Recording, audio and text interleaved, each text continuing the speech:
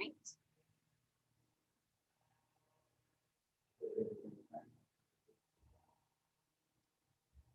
I'm admitting a few more people in.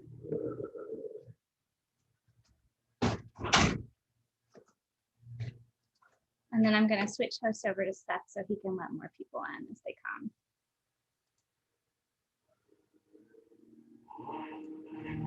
And I apologize. I've got yard workers today, right at this moment. All right, you're the host now, Seth. Go ahead and record and switch to speaker view. So he'll be letting people in. Welcome to Newsletter Fest. This is the kickoff session. We're running it as a meeting because we knew it was going to be like a smaller amount of people and we wanted it to feel more intimate. So you can use the chat on the right-hand side if you want to ask any questions while we're presenting. But the point of this session is just to kind of introduce you to the week, let you know what's coming, and we actually have a big announcement to make. We've got some special people with us today. So the emphasis of this event is the 500th issue anniversary of the founder of Curated, Dave Verwer, who is here with us today. He publishes iOS Dev Weekly, and he built Curated to support that newsletter. So if you've not checked it out, please do. It's fantastic, and it's a great representation that we like to send people to see what a really well done curated newsletter looks like. So first, I am going to, as our stragglers come in, show you, and hey, Seth, as the host, can you allow me to screen share? I'm going to show you a video that surprised us and that we are very excited about. This is something that was user generated. It was made by, allow me to screen share on one. I'm going to show you a video that surprised us and that we are very excited about. I'm going to pause this one. Does that help y'all? You don't want to hear me twice. All right. This is Corrales Coachella. I think that is how he pronounces his name. I call him Corey. But one of our super fans took our promo video and created his own rap. So we're gonna let this play as our stragglers come in and then get going with some of our announcements. Yo, this is Newsletter Fest, April 12th through 16th, 2021, the online conference that will ignite your newsletter strategy by Curated.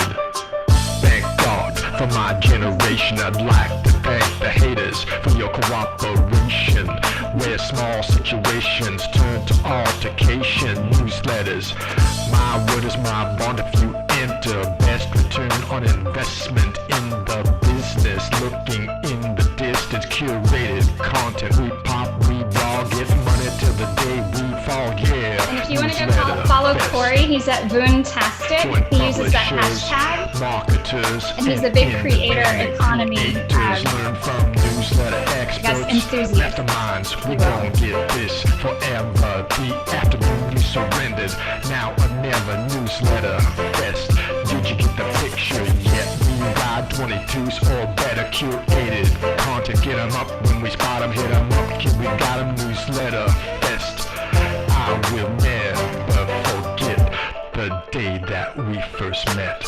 Okay, I don't want to do all 2 minutes of it because I know not everybody loves exciting rap music as much as I might. But welcome everyone. Seth, if you're still letting people in, just let us know. Thank you all for joining. Okay, so the emphasis of Newsletter Fest, like I said, was to celebrate Dave Verwer's 500th issue of iOS Dev Weekly. He is the founder of Curated, and he has joined us today. The intention of this event kind of quickly evolved from celebrating that anniversary of his 500th issue to celebrating newsletter creators everywhere and the kind of journey that we all go through. And what we want to do with this festival is take SaaS conventions and kind of turn them on their side and have a lot of Q&A, have a lot of fun engaging with each other. We have actually created a Slack community. I don't know if you've seen or joined yet, but Seth is about to drop the link to that community. It is not just for the event. It can go beyond the event as a place where we can all engage. But there are places in there where you can introduce yourself. You can put a link of your latest newsletter. You can actually drop links to newsletter jobs if you have those to offer people, as well as we'll be creating channels where people can engage and get opinions on things or share. And what we really want to do is build community around this event.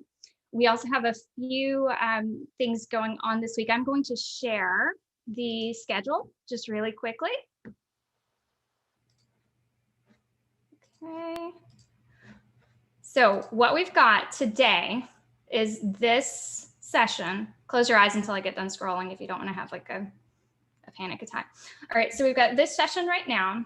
We have Marketing's Big Opportunity is the publishing model by April Mullen from Spark Post. We have a partnership with Spark Post, and curated newsletters go out through that software. We have Intermission with Kirk Bentley, who is going to teach us about how arts and culture venues are using email to stay alive. We have at 3 o'clock Eastern, Dan Oshensky of Inbox Collective, who will be explaining 4 newsletter business models. And then we have Russ Henneberry from The Click, who is going to be talking about how to predictively generate newsletter subscribers with a lead magnet. He told me he was also thinking of including something he calls a share magnet. So that could be very interesting. And then at 5 o'clock, Seth Morris and I will be running, along with the Curated team, how to quickly launch a newsletter. Now that's going to have some generic how to launch a newsletter information, but we will also be diving into how to use Curated itself to do that. So just so you're aware, that is one kind of branded session. We also have Tuesday, Why is No One Reading My Newsletter from Margot Aaron of That Seems Important. 3 o'clock, The Power of a Curated Newsletter by Scott Rogerson. He is from Up Content, which is a curation tool.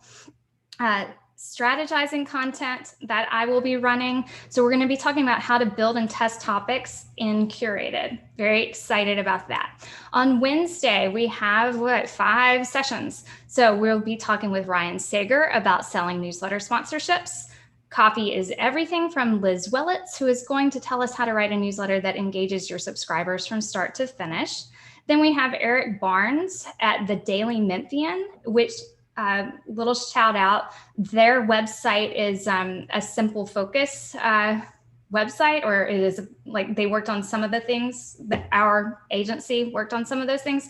So he has some cool insights that we actually took back to Curated, and we kind of have a mind share with them going on. So Daily Memphian is going to talk to us about how they broke through 15,500 paid subscribers using email. After that, we have Michael Aft of The New Paper. It is a paid newsletter, and he is going to talk about their journey in 24 months of building a $1 million business using a paid newsletter.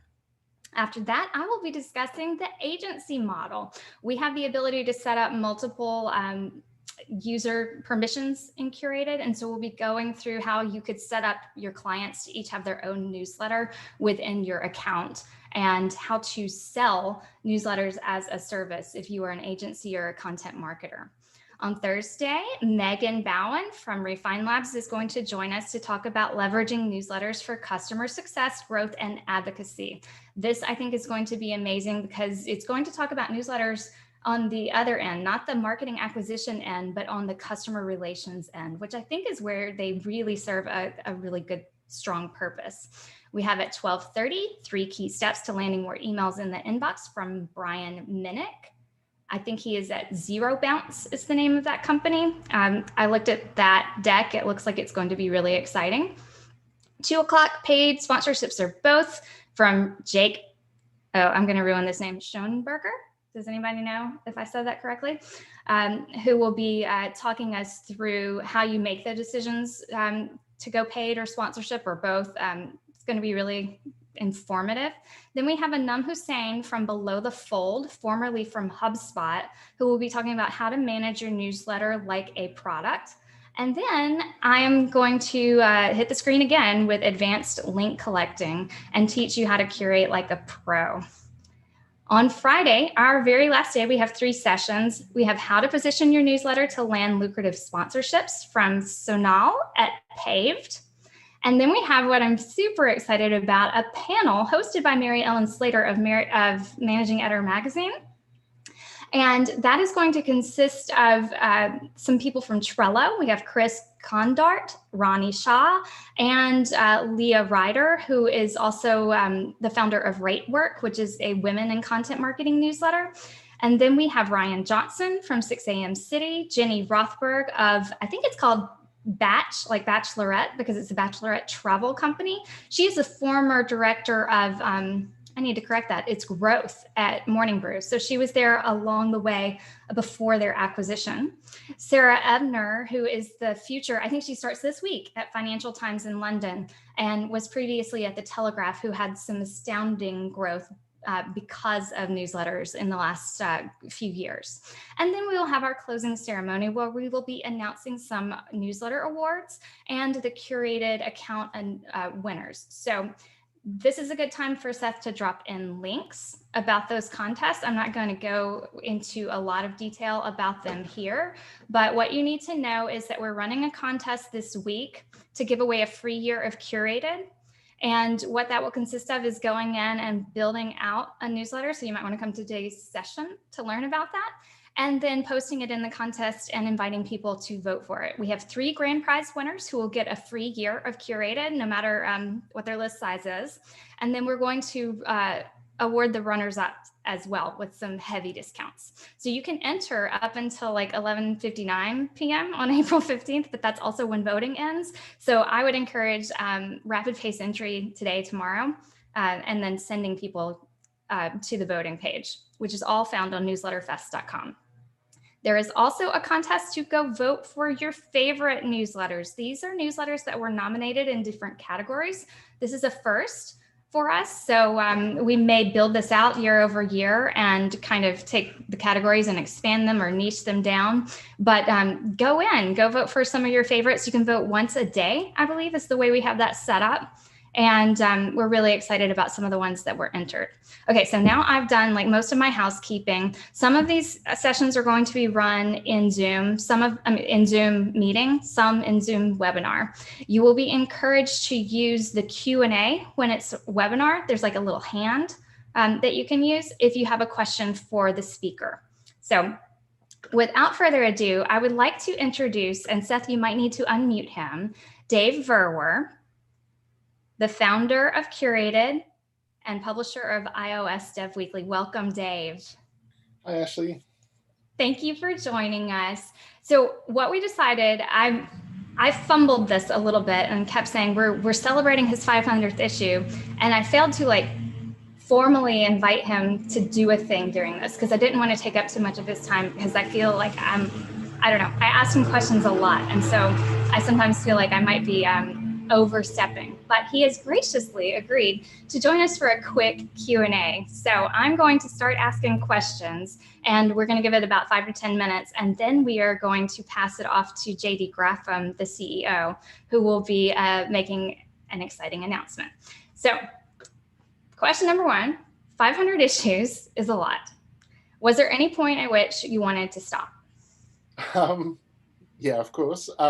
So not really. On a week-by-week basis, sure, it sometimes would have been nice to take a break, and it can be, you know, it's coming up on 10 years of writing every single Friday, and that can be a little bit exhausting.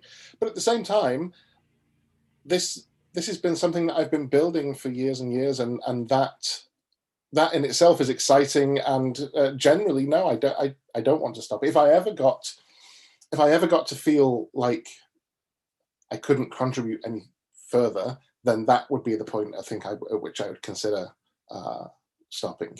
I did make it kind of hard for myself when I chose. It was a decision that I made when I chose to add my opinion next to every link that I added, because. And also my comment at the top of every issue of the newsletter, that needs to come really out of thin air every week. And so you suddenly need to have an opinion every week. And sometimes there can be weeks go by when I think, well, I'm not sure I really have a strong opinion this week, so that can be challenging, but at the same time, it's a skill that you kind of learn over time, and I keep a kind of backlog of things that I might like to talk about, and if I'm struggling one week, I might dip into that and take something from there. Or sometimes something will happen during the week, and I'll think, oh, I wanted to write about that anyway, so let's pull that one out and write about that. So it just takes some planning and that kind of stuff. So no, I don't really want to stop. Okay. Although don't ask me that on a Friday morning. I get it. Yeah. You build up this expectation and the cadence. I have spoken with some people in this room. I think Wade could wave at us and say he has felt that too. And I think he actually was inspired by your newsletter to start his own. So little connection I'm making for you two there that you might not have had before. So what is the most satisfying thing about creating and sending iOS Dev Weekly? In terms of satisfying, it's absolutely the feedback that I get from people. In fact, I had a real nice reminder of this recently after the 500th issue, when I got an enormous amount of wonderful feedback from people. And there was actually one that really, really touched me, actually. It was from somebody who I now know, although at the time when he was talking about this, I didn't know him. And he said that he was trying to get into iOS development and made it a goal to have an article of his featured in the newsletter. And so I have a form where people can submit links that they'd like me to consider. So he submitted a couple of his blog posts through that, and I didn't feature him straight away, but I did reply to a couple of those emails and kind of give him a few little pointers. Anyway, he emailed me after the 500th issue, and he told me this story of wanting to get featured, and then eventually, he didn't tell me at the time that he wanted to be featured, but he eventually did get featured in the newsletter, and he said that he was so happy that he'd been featured that he phoned his mum and told her, and of course she had no idea what iOS Dev Weekly was, but he was very happy to have been featured. So I mean, it's that kind of story. I hear people who have got jobs through the newsletter and have through being featured and through being kind of promoted into the community have really progressed their careers, and so that kind of feeling is just incredible. Mm-hmm. Okay, so newsletters are super popular right now, and you're among the people who have contributed to their popularity. I've heard people say that you created Substack before there was Substack. I've heard people use this phrase before. Yeah. And so why do you think that popularity is growing? And what do you hope for the future of newsletters?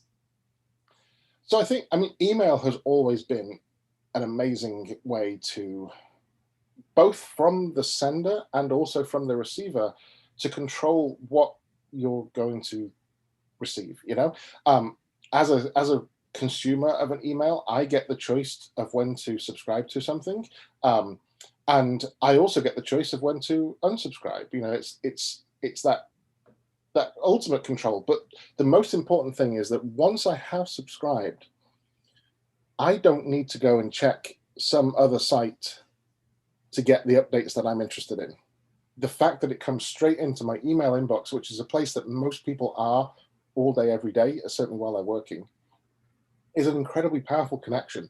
And I think over time, that connection was slightly weakened by various different abuses of email over time, but actually anything good turns toxic at some point, right?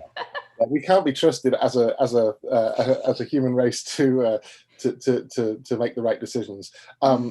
So yeah, it's been through some challenging times, but spam filters are really good these days, and you can pick and choose what you'd like to be subscribed to.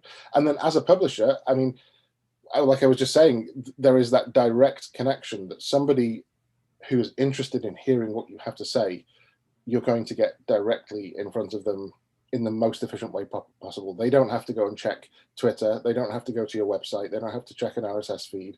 You're going to land in their inbox. And if they're interested in what you're writing, and that's the tricky bit. But if they're interested in what you're writing, then you've got an amazing personal connection with those people. In terms of the future, I think email is certainly a kind of, I think Substack has really helped to raise the profile of email newsletters, and more than anything, the concept of paid email newsletters. I mean, that's something that they've really kind of taken and run with, which is great. I hope that it doesn't, like the huge influx of new newsletters, there will be a point at which people kind of cap out with their ability to care about more newsletters. And so I hope that point doesn't weaken the space, because it will come. So I think it will be like anything, that the cream will rise. Yeah. Right. Like when you saturate something, then you have to figure out how to connect or create stronger relationships with those people who are opting in. Yes. You have to be so good that they actually opt in and want it. So the last question I have for you is an interesting one. You created Curated to support your process for a curated newsletter. It also works for people who don't want to grab links and just want to put text items in. And now thousands of people have used it to support theirs. Looking back, would you have done anything differently? And tell us when you launched Curated, just so for the people in here who aren't familiar with the brand. Sure. Yeah. So I think in terms of the creation of Curated, it was absolutely created around the process that I'd already been using for a couple of years. So I started my newsletter just with a MailChimp account and a text editor. I wrote iOS Dev Weekly for several, a couple of years like that. But over that time, I started to focus in on what my process was, and then started to create a few little tools just for me around that process. And the creation of Curated was really the formalization of that process into software. And so I must admit, it was something that was at the back of my mind, that as I sold the company, I thought, well, I wonder if I'm going to need to change my process, and I suddenly won't be in control of the software and won't be able to, and will it always fit my process? I can happily say that, here we are, 8 years after the creation of the original process, and I don't really pine for any improvements to the fundamental thing. It's all still about collecting links, writing some commentary about those links, and then publishing without having to worry about the template. And that was the original kind of reason I built the software, and the original reason it exists.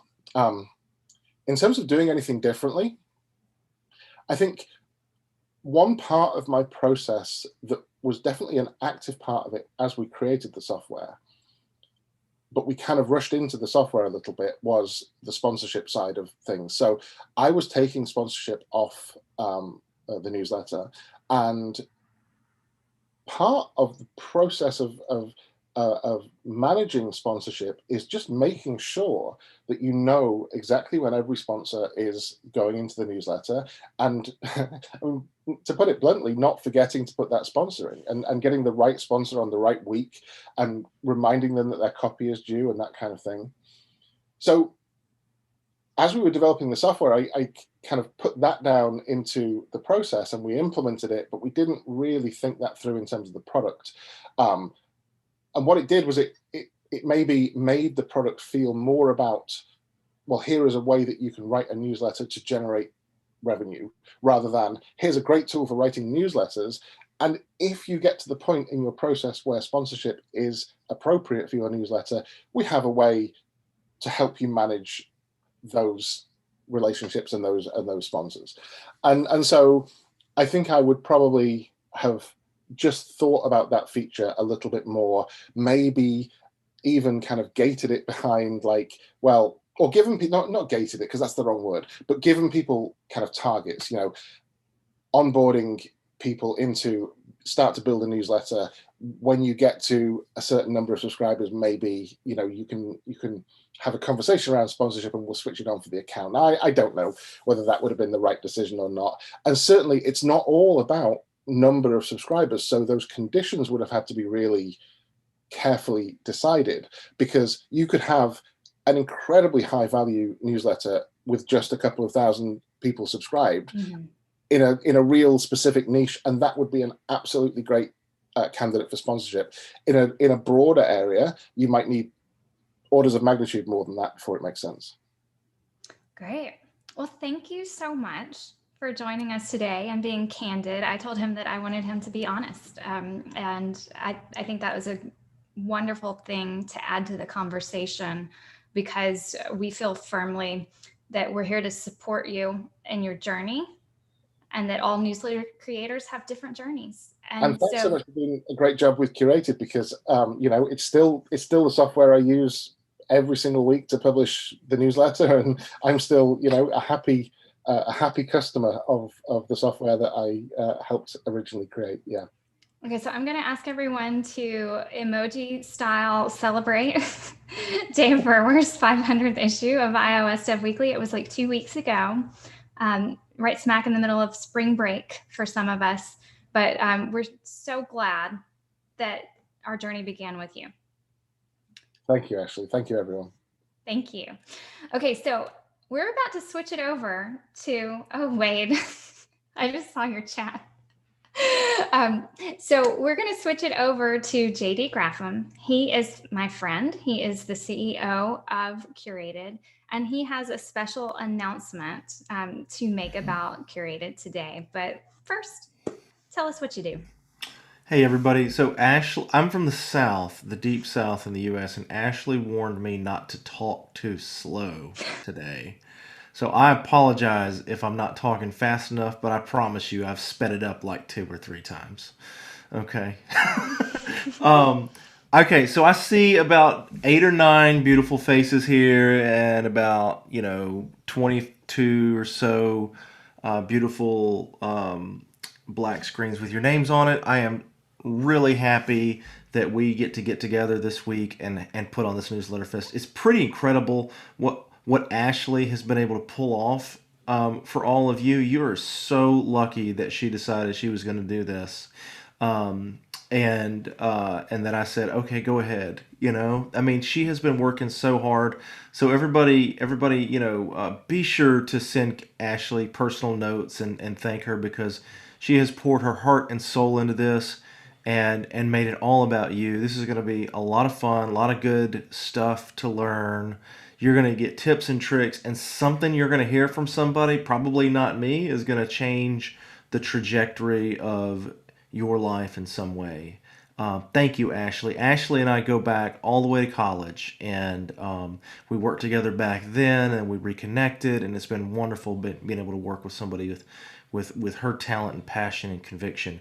Also, we have Calvin's brother, who has put in a lot of work here. Calvin has worked for me for like 11 years, and then his brother Seth comes along and wants an internship, so we hired the world's greatest intern in Seth, and then almost offered him a job live on a promo we were doing. Seth is behind the scenes. As you can see, he's the one kind of pulling the switches on Zoom, so be sure to recognize him as well. Send him a private message with your favorite emoji or something. Seth is awesome. His brother's not bad either. Caitlin's here. Caitlin's our CTO. She manages our development team across my entire portfolio of software companies. We'll talk about that in a minute. But Curated is owned by a company that I started called Simple Focus. And Simple Focus has 2 arms. One arm is an agency, so we do like websites and digital products for customers. SimpleFocus.com lives there. If anybody's got tons of money and wants to hire an agency to do something for you. Curated is owned by an entity called Simple Focus Software, which is just kind of like my little holding company. And what I do is I buy and start and run and operate and take really good care of niche software companies like Curated. So 4 years ago, I had the chance to meet Dave and where he was working at the time, and we bought Curated and have been working really hard on just keeping it being the great product that it was and making some improvements to it over the years as well. So that's kind of like the arc of the team and the work family behind Curated, and we're kind of part of a thing that's got about 60 people in it. But the Curated team is kind of smaller and really really committed to you guys, and putting on things like this newsletter fest, which really has nothing to do with Curated, but we got to mention it. I've been in business a long time doing this. It's a long time to me. So I started in 2009. I quit my job, and everything I've done, every business I've started, has been absolutely obsessed with a thing in the industry, in the software and design industry, digital industry, that we call user experience, UX. Everything that we do is really, really centered on providing a great experience. And it's kind of a buzzy word, but basically it just means that nobody goes to a website or uses a product and then logs out and says, man, that was a great experience. What really happens is you go and you use it, and you leave and you don't think about it again. And if you don't think about it again, it's probably because it was a good experience. If you think about it, it's because it aggravated you. And so what we want to do is we want to create software that just does what it's supposed to do. It's easy to use. You don't have to think about it. Curated has always been a bootstrapped business. Dave has been independent from the beginning. And then what we've done with it has just been not poured a ton of investment capital into it or anything. This has always been a self-sustaining business because all the companies that I operate, it just does something really well. And staying bootstrapped, it's not about Curated again. It's really about this deliberate choice that I made for myself and I made for the people who work with me in business, because I always wanted to create jobs. Ever since I was 12, 13, I wanted to be a small business owner. I was a really nerdy kid, and I wanted to create jobs, and I figured out that I wanted to create jobs where people can come to do what they were born to do. Right? If you're super tech savvy and you like programming, and you can come get a great job and be a programmer. If you're a graphic designer, you can come just live your best life graphic designing all day. If you're into sales, come sell, do what you were born to do, be happy doing it. I've always just wanted to make that possible for people. And I've always defined success around that and on my own terms. And I want to make software and I want to do work for people to help them be able to make that choice for themselves as well. And kind of like Dave's reader who wrote into him, I also just want to make my mom proud. Every business decision I make, the whole purpose of this newsletter fest, it all comes down to how we as a team can make people actually be successful.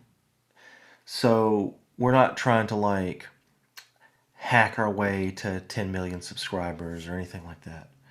We answer first to the people that use our products, and we make their success with that product the thing that we stay insanely focused on. All right, so with Curated so far, and I'm sorry for the long Curated spiel, but I got to get to my announcement. You guys, you can't wait. Okay, I just can feel it. What Curated has done to date, the product that Dave had the vision for, and the one that we've continued to foster, we make it really easy to collect links, easier than you could possibly imagine. Click a button and you're done. That way you could just, oh man, that would be good for my newsletter. Bam, and then it's there in 3 days when you're ready to work on your newsletter. You didn't have to think about it. It took 5 seconds. Okay. Adding them to an issue, bam, it's in your issue, you know.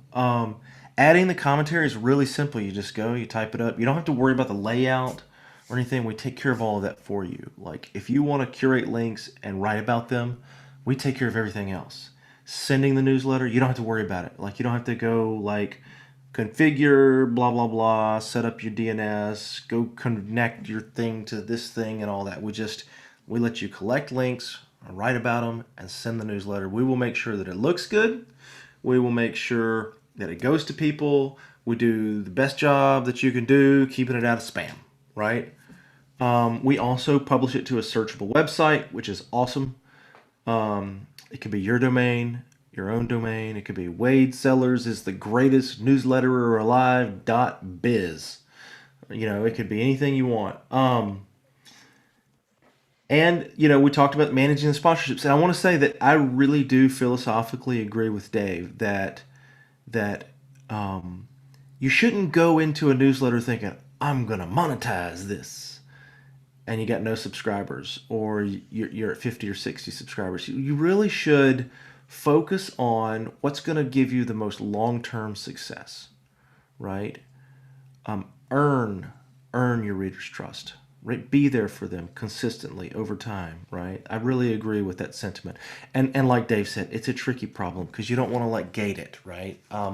But we do want to be there and like coach people through. Now, if you want to be successful writing a newsletter, here's how you do it, homie.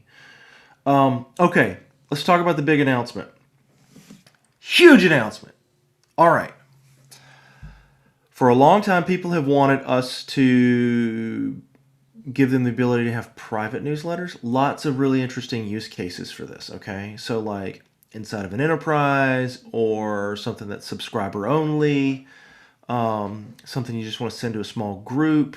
Maybe you just want to email attendees of an event, whatever. Like So we are going to be... Caitlin has been managing Casio, right? Casio's been doing this work for us, and Casio is about to be done with private newsletters. So you no longer will have to have like a published website that's searchable that anybody can subscribe to. Like, you can get them in there and keep it private if you want. But we're going to play like all the other cool kids and add paid on top of that very soon after. So we're going to be having paid newsletters, which is awesome. We're at the table, y'all. We're in the party with the paid newsletter game. But here's the thing. I personally think that charging a percentage of the subscription cost is stupid. And we're not going to do it. Okay? So I think you should pay for software that does something and pay for what it's worth. And I don't think that sending a newsletter is worth 10% or 5% or 3% of your revenue. You go out, you earn that revenue, and you pay us, I think, to provide the tool that makes collecting links easy, to pay for us to send the newsletter. And then, like, if you want to monetize it, we're going to enable that. And we're not going to take a haircut anymore. Like anybody else, right? Everybody else taking a haircut. I think the math just speaks for itself. So I'm going to kind of do this nerdy thing that I do where I run you through the math. So simple math. If you've got a subscriber list of 2,000 people, right? Let's use some of the math that you've seen. 10% of them subscribe to your paid newsletter. So that'd be 200 people at $5 a month. That'd be $1,000 a month, right? You'd be making $12,000 a year. That's good mailbox money is what I like to call it, right? 6 to 10% of that, which is the going rate, would be $60 to $100 per month to use the software. For 200 subscribers, we charge $39 a month today, and when you turn on paid, we'll still charge $39 a month. We're not going to charge any extra for that. So I'm really excited that us is finally doing this and kind of like calling BS on this whole thing. Like, you should charge what the software is worth, not what it's worth to your customer, right? Like, we just want to provide fair, really good software at a fair price, and we think our pricing is already fair. And we're going to leave it there. And the reason we're going to leave it there is that because for us, we're small, we're lean, we're efficient, we're a little work family I told you about. for us, that's profitable, and it supports a staff that cares about you, and it'll let us continue to be there and care about you and make money. We don't have to make more money. We're making plenty of money now, right? We're gonna make money just by providing a great product and not trying to like maximize every penny. And I just think it's what's fair, and it's what my mom would be proud of. So that's what we decided to do. And we spent a long time thinking about this. We were like, oh my gosh, we're gonna leave money on the table. Why are we gonna leave money on the table? Who cares? We're profitable. We're healthy. Let's keep being that. Okay. We don't answer to VC investors. That's why we're able to make choices like this that I think are more ethical choices, frankly. We're not a social media platform, speaking of ethics. We're not going to be like drawing on data from your subscribers and peeking in on their privacy either. We're here for you. We don't care about your subscribers. They're your subscribers, you know. We're not a unicorn, and we're not interested in unicorn in the tech world. If you're not familiar, is somebody that's valued at $1 billion or greater or whatever, right? Like Uber's a unicorn, companies like that. So they're driven, you know, by growth at all costs. We're not a unicorn, and we're not interested in a feature war with our other customers. So we're not going to continue to chase things like, you know, the latest greatest fad. We realized that, like, okay, you know, paid and private newsletters is something that it's table stakes for this business, but the table stakes for a newsletter business aren't that high. We're pretty much there with everybody else now in terms of having all the features that matter. So we're not going to get into a feature war and try to compete with unicorns. In fact, I wrote an article, and Seth's got the link. He's about to drop it. I wrote an article called Putting Unicorns Through the Meat Grinder. Please take a minute and read it, because you'll understand my philosophy, because that comes straight from my voice, and you'll understand like how we see the world at Curated, why we do things like Newsletter Fest and make it free, and we bring people from like our competitors to come speak and all that. We don't care. Like, we want everybody to be happy and be successful. And, you know, we realize that like a candle loses nothing by lighting another candle, and that's what we're here to do. So we're going to treat you guys like friends. We're going to be here for you. I'm going to be on Slack. Talk to me. Say hello. I'm just like responding to notifications all day. So here I am, you know, and if my phone dings at night when I'm done putting my kids to bed, I'll respond to you if I'm not, you know, chatting with my wife about something, you know, and I'm not busy with something else. So as I get a minute, I'll say hello.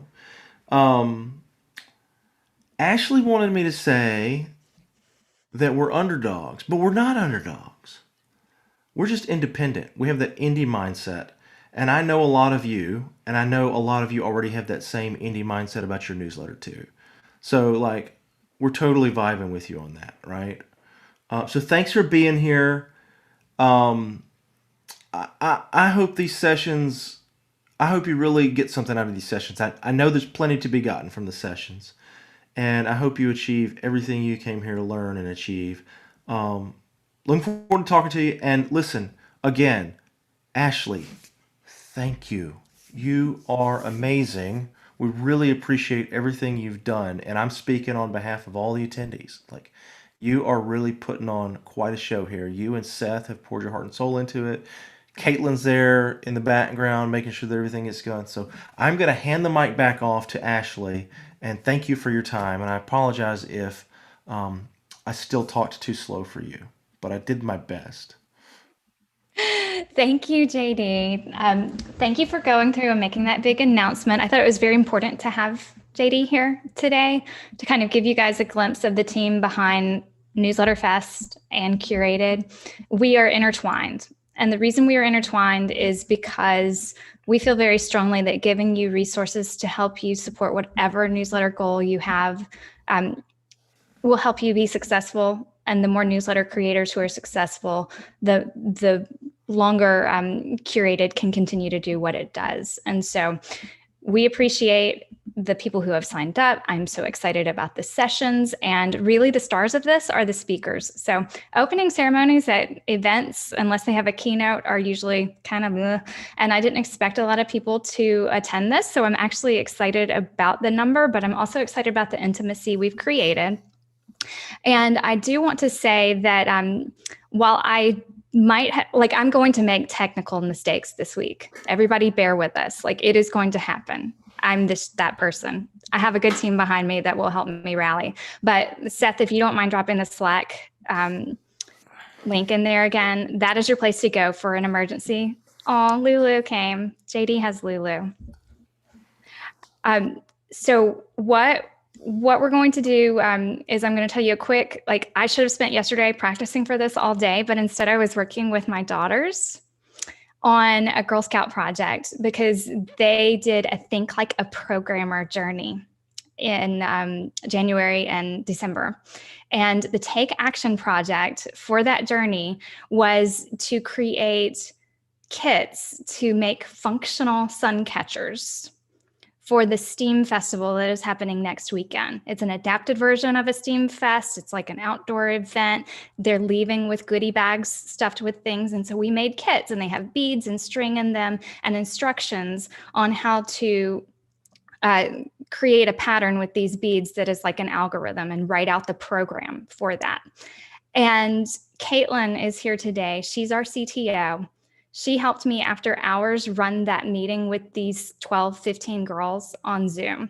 So I just wanted to give you a glimpse into the kind of family that you're working with Newsletter Fest and with Curated, and to tell you that my promise to you is to be as much a resource as I can, because I know that that's what makes life most fulfilling, right? I get a huge sense of gratification out of helping people with things. And so that is what this festival was born out of. It's a celebration, and it is a way to support.